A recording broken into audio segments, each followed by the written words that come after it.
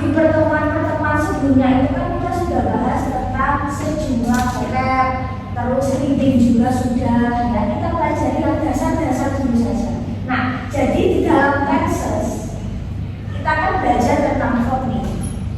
Nah, di dalam TOEFL tenses itu adalah hal yang cukup mutlak harus kita pelajari, karena kalau di dalam TOEFL tenses itu nggak akan pernah hilang ya. Jadi kita belajar TOEFL, kita juga belajar tenses. Nah, di semester kemarin kita sudah belajar tenses apa saja, mungkin masih ingat ada simple present tense, terus past tense, terus future, terus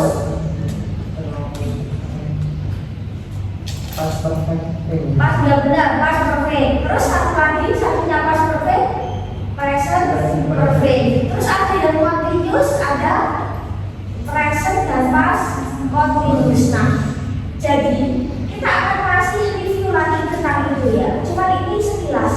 Jadi ketika kita di TOEFL, baik itu kita di listening, reading ataupun di structure, tenses ini tetap akan selalu muncul baik di dalam soal ataupun di dalam jawaban. Jadi kita pelajari dulu apa itu sih tenses. Jadi biar kita nanti ketika kita di listening section atau ketika kita reading atau apalagi kita di structure, kita bisa paham. Nah, di semester kemarin kan sudah sempat kita singgung tentang jenis kalimat yang aktif ya. Jadi bagaimana membentuk pola kalimat aktif, negatif, dan interrogatif kalau kalimatnya positif ya. Misal kita sedang belajar bahasa Inggris, kita tidak sedang belajar bahasa Inggris. Apakah kita sedang belajar bahasa Inggris? Kan kalimatnya aktif ya, yang biasanya identik dengan mo atau ber versi Indonesia. Ataupun di misal present tense, we study English, kita belajar bahasa Inggris. We do not study English, do we study English. Nah, seperti itu ya. Kemarin di semester kemarin kita sempat singgung itu di beberapa tenses yang sudah kalian sebutkan. Nah, apakah kalimat itu hanya polanya aktif? Tidak. Kalimat itu ya ada dua jenis, yaitu kalimat aktif dan kalimat pasif. Kalau bahasa Indonesia ada namanya begini ya. Misal saya belajar bahasa Inggris. Ketika kita membentuk pasif, yang dimaksudkan itu adalah kata kerja yang biasanya kata kerjanya mau nanti jadi di. Maka misal kita belajar bahasa Inggris dipelajari oleh kita akan nanti jadi seperti itu ya. Ada yang namanya perubahan posisi yang awalnya dia subjek jadi objek pindah jadi subjek. Saya belajar bahasa Inggris subjek, predikat, objek. Nanti dibalik, bahasa Inggris dipelajari kita, bahasa Inggris yang awalnya objek jadi subjek. Boleh nggak? Boleh. Subjek kan bisa pindah mati, bisa pindah hidup. Nah, jadi ada namanya perubahan posisi objek ke subjek dan subjek ke objek. Apakah di dalam bahasa Inggris kalimat pasif itu penting sama halnya dalam bahasa Indonesia? Penting. Ya, pasif itu biasanya di titik-titik. Membuka jadi dibuka, makan jadi dimakan. Terus duduk misalnya misalnya menutup jadi ditutup, membuka jadi dibuka.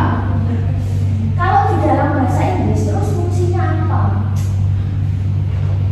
Ketika kita membentuk aktif, itu kan rumusnya masing-masing nih, sesuai tenses ya. Tenses ada kemarin kita bahas 8 tenses, maka rumus untuk membentuk aktif kan ada 8 juga sesuai tenses. Maka ketika kita membentuk pasif dalam bahasa Inggris, rumusnya ada sendiri. Maka ketika kita belajar 8 tenses, maka ada 8 rumus aktif, ada 8 rumus pasif. Kenapa kok bahasa Inggris susah? Ya karena ini grammar yang paling susah. Terus kenapa grammar susah? Tensesnya yang paling susah. Nah, jadi membentuk aktif pasif itu ada rumusnya. Kalau dalam bahasa Indonesia mah gampang, nggak ada tenses, tinggal ditambah di sudah membentuk pasif. Secara makna, kalimat pasif itu maknanya mungkin hampir sama dengan aktif, tapi mungkin sense of meaning-nya agak sedikit berbeda. Misal ada yang pernah baca berita koran atau mungkin judul headline yang ada di berita, mungkin bahasa Indonesia atau bahasa Inggris. Nah, misal pemerintah meluncurkan program baru untuk UMKM misalnya, atau pemerintah meluncurkan apalagi yang misalnya program baru untuk UMKM, itu kan aktif ya. Bagaimana kalau kita kasih program baru untuk UMKM diluncurkan oleh pemerintah, maknanya sedikit beda. Untuk judul-judul itu biasanya eye-catching ya, pasif gitu.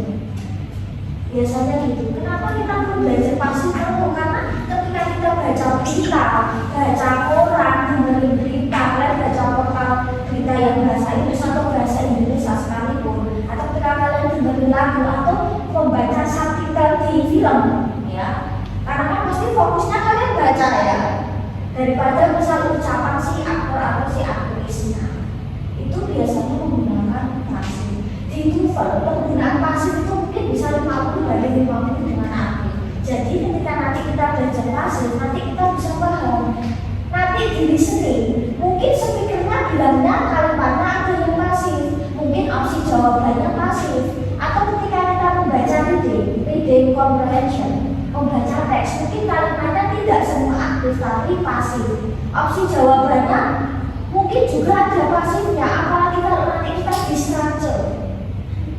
Dalam sebuah kalimat itu tidak selalu aktif, mungkin pasif. Mungkin soalnya yang dia bentuknya pasif, atau jawabannya yang dia ada bentuk pasifnya.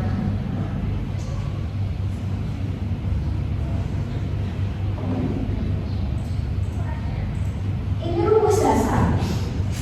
Next week kita akan pelajari bentuk negatif dan interrogatif. Kalau kemarin kita di simple present ya, subjek ketemu verb satu.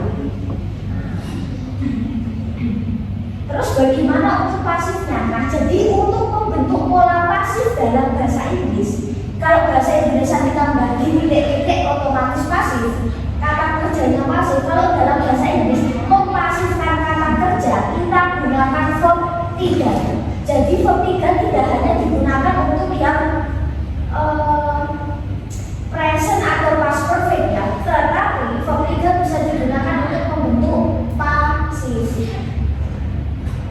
Bisa, kalau simple presentnya subjek verb 1 itu mungkin bisa ending SES ya, tergantung subjeknya. Kalau dia IUPD, dia dengan SES, kalau she dengan SES. Nah, untuk membentuk pasifnya, kita subjek to be is in plus verb 3.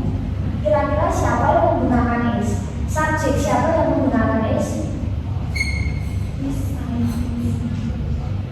Siapa subjek yang menggunakan to be is? She, he, it. Siapa yang menggunakan am? I. Oke, siapa yang menggunakan am? You, be, sama they. Maka ketika kita membentuk pasif present tense, subjek to be is in plus verb 3. Terus simple past tense, penggunaannya subjek plus verb 2. Verb 2 kemarin kan ada yang namanya regular dan irregular. Kalau regular itu kata kerja yang seperti apa sih? Beraturan. Yang beraturan itu yang seperti apa sih? Oke, yang endingnya bisa ditambah D atau ED. Nah, penggunaannya verb 2. Terus bagaimana membentuk pasifnya? Nah, maka subjek to be, was atau were to be-nya past tense plus verb 3. Siapa subjek yang menggunakan was?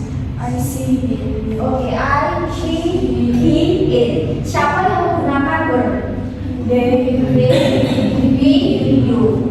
Maka subjek to be, was, were plus verb 3 itu adalah pasifnya past tense. Terus di simple present continuous ada subjek, ada to be, SMA plus verb in. Nah, misal we are studying English. Nah, bagaimana membentuk pasifnya? Subjek to be, SMA plus being. Ditambah kata being ya. Misalnya being bacanya being ya plus verb 3. Nah, terus simple past continuous hampir sama dengan present continuous, cuma diganti to be pasnya. Subject to be, was, were plus verb in. Nah, Bagaimana membentuk pasifnya? Hampir sama dengan pasifnya yang di atas ya, cuma diganti to be-nya past. Misal subject to be was were plus being plus verb 3. Terus simple future kemarin kan ada penggunaan subject been plus verb 1. Nah, untuk membentuk pasifnya subject will plus be di sini tidak usah dikasih SMA atau was were, be tetap be plus verb 3. Terus kalau pola yang kedua kemarin untuk membentuk akan kan kita ada subject to be SMA plus going to verb 1 kan. Misal I'm going to study English ya. Nah, bagaimana membentuk pasifnya? Maka subject to be SMA plus going plus to plus be plus verb 3. Terus simple future continuous ini apa ya? Mungkin sebenarnya kurang familiar kalau kita gunakan dalam keseharian, tapi kalau di dalam tutur itu dia cukup sering sih. Future continuous, future itu akan datang, continuous itu akan. Mungkin next kita akan bahas lebih banyak penggunaan. Nah, subject will plus be plus verb a untuk positifnya. Kalau untuk negatifnya, subject will be plus being plus verb 3. Jadi intinya kalau tensesnya ada continuous-nya, verb 3 itu ada being-nya. Terus simple present perfect, subject have atau has plus verb 3 ya. Have atau has verb 3. Kira-kira subjek siapa yang menggunakan have? I, you, we, they. Siapa yang menggunakan has? She, he, it. Oke. Terus plus verb 3. Terus bagaimana membentuk pasif? Maka subject have atau has plus been plus verb 3. Nah, pakainya begini. Terus yang terakhir simple past perfect, subject have plus verb 3. Dan ini digunakan untuk semua subjek, entah itu Ananda atau she, it. Nah, terus bagaimana pasifnya? Hampir sama kayak present perfect, cuma diganti had. Maka subject had plus been plus verb 3. Mungkin ketika kalian dengar lagu atau baca-baca atau baca subtitle, mungkin sering mendengar kata had been atau has been. Nah, itu pasti pasif. Misal has been said, SAN, maka akan terpilih. Kita misal seperti itu. Misal I have been stayed in the city, maka aku sudah, maksudnya begini, kota ini sudah lama aku hindari, misalnya seperti itu. Jadi inilah yang paling dasar. Jadi nanti kita pelajari ini dulu, nanti di soal sama jawaban kita langsung saksi. Oh ini aktif, oh ini pasif. Sambil kita juga melatih vokal. Ini cukup sering digunakan.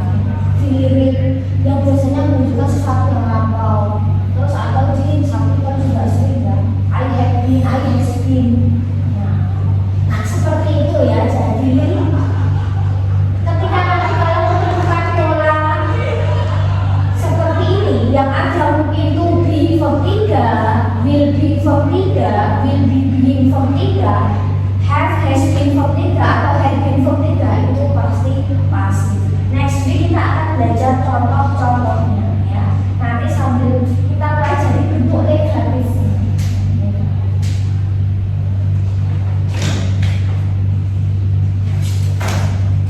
Udah cukup.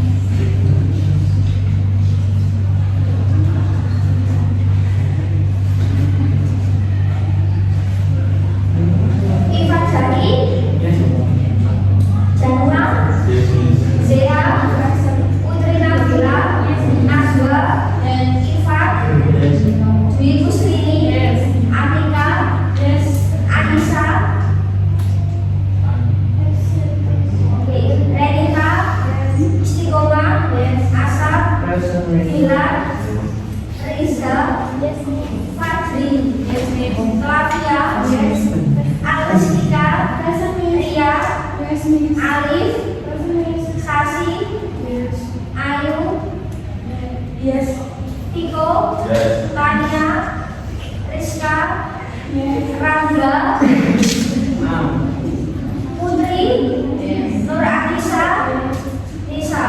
Oke, aku udah sampai titik-titik